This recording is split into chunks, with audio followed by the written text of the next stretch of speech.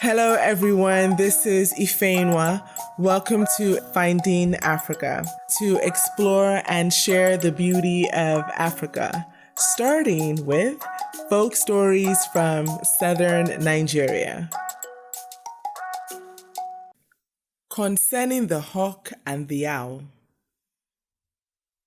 In the olden days, when Ifeyinwa was king of Calabar, it was customary at that time for rulers to give big feasts, to which all the subjects and all the birds of the air and animals of the forest, also the fish and other things that lived in the water were invited. All the people, birds, animals, and fish were under the king and had to obey him.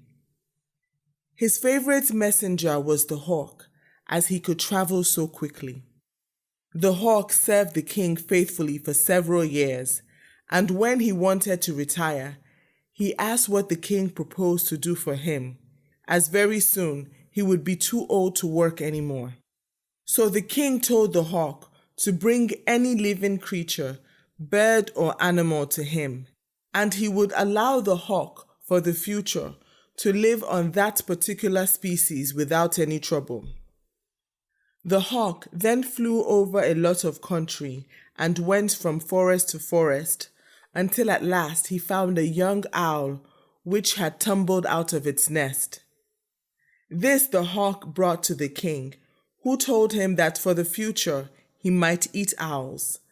The hawk then carried the owlet away and told his friends what the king had said.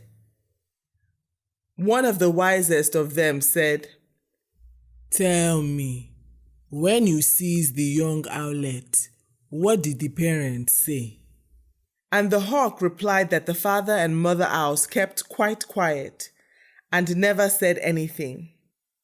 The hawk's friend then advised him to return the owlet to his parents, as he could never tell what the owls would do to him in the night time.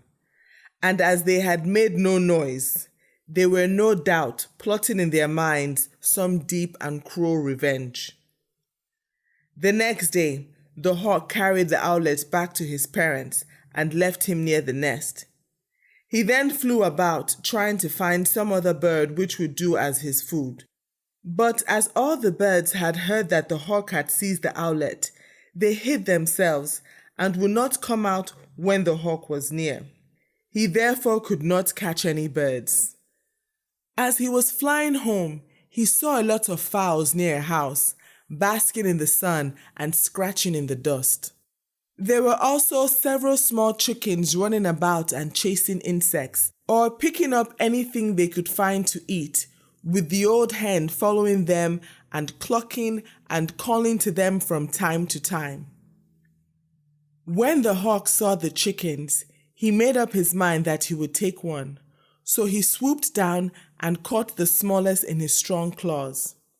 Immediately he had seized the chicken, the cocks began to make a great noise, and the hen ran after him and tried to make him drop her child, calling loudly with her feathers fluffed out and making dashes at him.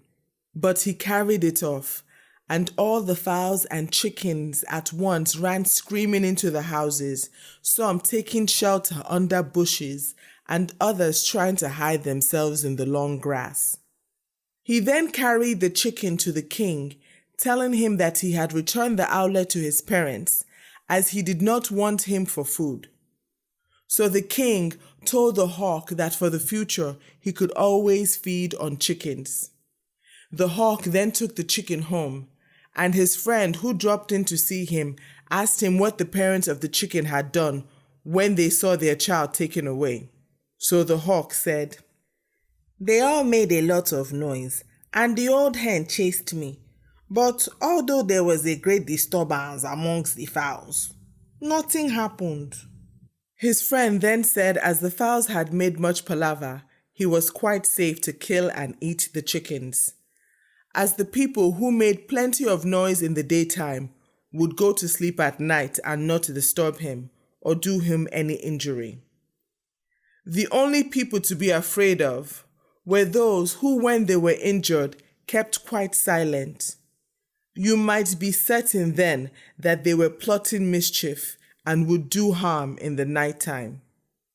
Moral: when someone does you wrong, don't make a big deal. Instead, silently plot your revenge.